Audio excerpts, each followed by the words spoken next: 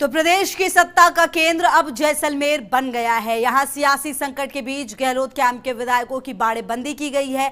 माना जा रहा है कि 14 तारीख तक विधायक यहां बाड़ेबंदी में रहेंगे। इससे पहले सियासी उठापटक के बीच शुक्रवार को विधायकों को जयपुर से जैसलमेर शिफ्ट किया गया। सीएम गहलोत भी विधायकों के साथ जैसलमेर पहुंचे, जहां सीएम ने सभी कांग्रेस जनों से अनौपचारिक चर्चा की। इससे पहले जब सीएम गहलोत एयरपोर्ट पहुंचे जयपुर के, तो उन्होंने बीजेपी पर जमकर निशाना साधा। उन्होंने कहा बीजेपी के नेता केवल सरकारें गिराने पर ध्यान लगा रहे हैं।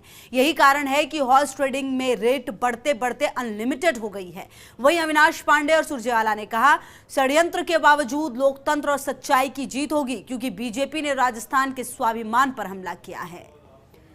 तो कुछ विधायक और मंत्री आज जाएंगे जैसलमेर। मंत्रियों को रणनीति के तहत यहां पर रोका गया है, लेकिन सीएम गहलोत खुद जरूर गए हैं विधायकों के साथ जैसलमेर। और कल जब एयरपोर्ट पर पहुंचे काफी कॉन्फिडेंट नजर आए और जमकर निशाना साधते हुए भी नजर आए। उन्होंने कहा कि बीजेपी नेता सरकारें गिराने पर ध्यान लगा रहे हैं। साथ ही अमित शाह पर भी निशाना साधते हुए नजर आए थे सीएम अशोक गहलोत।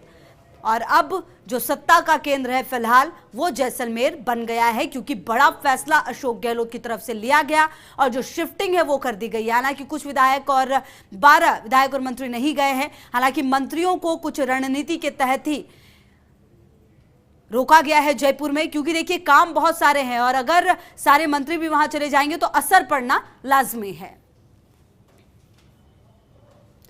और आपको बताएं जैसलमेर में सरकार मंत्री सालेह मोहम्मद, टीकाराम जूली, विधायक महेंद्र चौधरी, कृष्णा पूनिया, गोविंद मेघवाल ने ईद की मुबारकबाद दी है। तो मुस्लिम विधायकों ने होटल में ही अदा की ईद की नमाज। सुबह योगा और एक्सरसाइज भी की विधायकों ने। और क्योंकि आज पर्व है, ऐसे में जो विधायक है वहीं पर ईद उल अजहा का पर्व मना रहे हैं।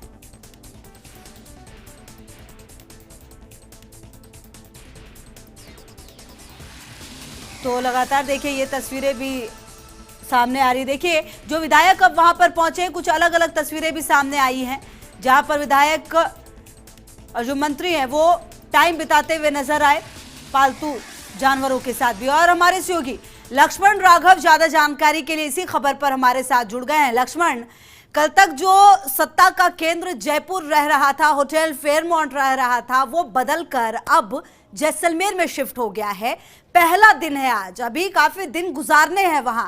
शुरुआत किस तरह से रही है और आगे आज की रणनीति किस तरह की होने वाली है? हालांकि आज तो पर्व भी है तो काफी लाइट माहौल रहेगा।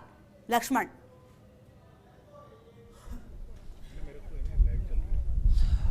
देखिए आप ठीक कह रही हैं खुशबू, गुलाबी नगरी से स्वर्ण नगरी का ये सूर्यगढ़ सियासत का बड़ा गढ़ बन गया है। 14 तारीख तक ये मान के चलिए कि बहुत कुछ इस सूर्यगढ़ होटल के भीतर होने वाला है। तमाम लोगों की नजरें इस पर टिकी रहेंगी, क्योंकि यहाँ पर मुख्यमंत्री अशोक गहलोत सहित यानी सरकार यहाँ पर है। जहाँ तक आपने कहा ईद उल जुहा है आज, और निश्चित तौर पर जो पर्व है इस पर्व को भीतर ही मनाया जा रहा है। प्रभारी मंत्री जो बीकानेर के भी हैं और अल्पसंख्यक मामलात के मंत्री हैं सालेह मोहम्मद, उन्होंने जिम्मेदारी संभाली है। याशीन जो हैं मौलवी हैं उनको लाया गया है, नमाज अदा करवाई जा रही है। इसके अलावा तमाम ऑफिसर्स यहाँ पर पहुँचे हैं, सुरक्षा के पुख्ता इंतजामात हैं।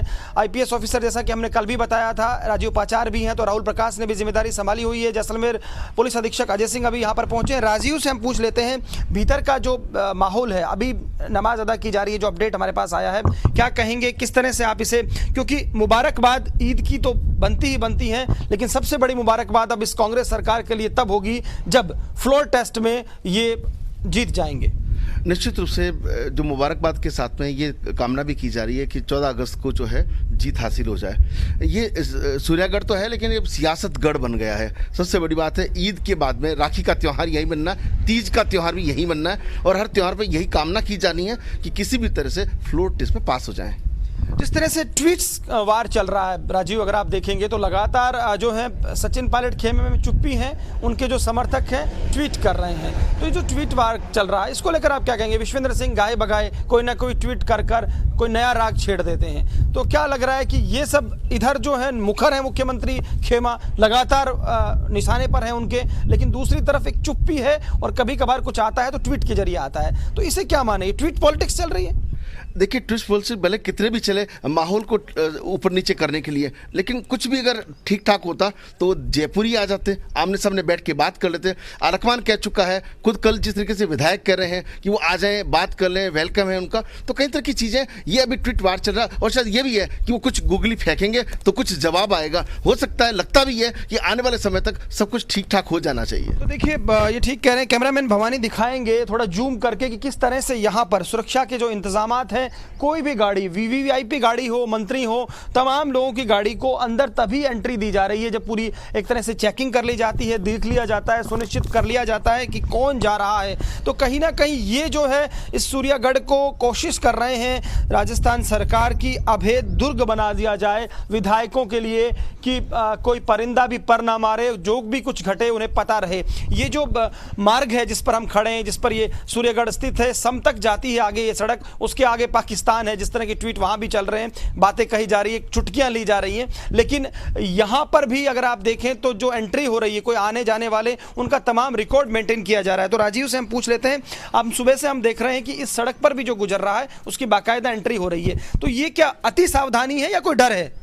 देखिए नजर रखना एजेंसियों का कामकाज है। जब सरकार, सूबे की सरकार यहाँ पर है तो जिम्मेदारी स्थानीय प्रशासन की भी बढ़ जाती है, जो सुरक्षा की एजेंसी उनकी बढ़ जाती है।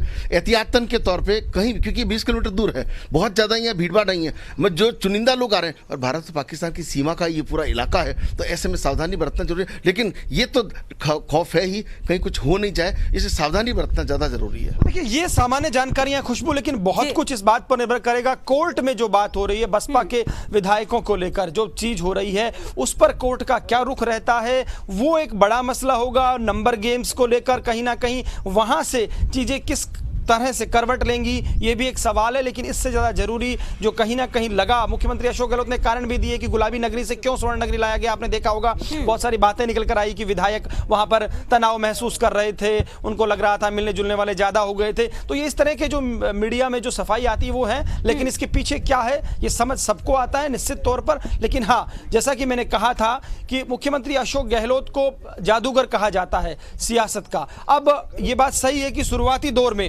उन्होंने पायलट की विंड स्क्रीन को धुंधला भी कर दिया था, लेकिन क्या वो पायलट को टेक ऑफ करने से बिल्कुल रोक देंगे और खुद का जहाज टेक ऑफ होगा? कांग्रेस के एक ऐसे कप्तान के तौर पर उभरेंगे जिसकी तरफ कांग्रेस उस घड़ी में देख सकती है जब जब मुश्किलें हो। राजीव से तुरंत एक रिएक्शन इस पे ले लेते हैं, क्योंकि जोधपुर आप कवर करते हैं और जोधपुर से मुख्यमंत्री आते हैं। तो पहले तो पायलट की विंड स्क्रीन धुंधली कर दी, लेकिन अब बीच में कुछ सियासी समीकरण बदले हैं, लेकिन फिर भी मुख्यमंत्री कॉन्फिडेंट है।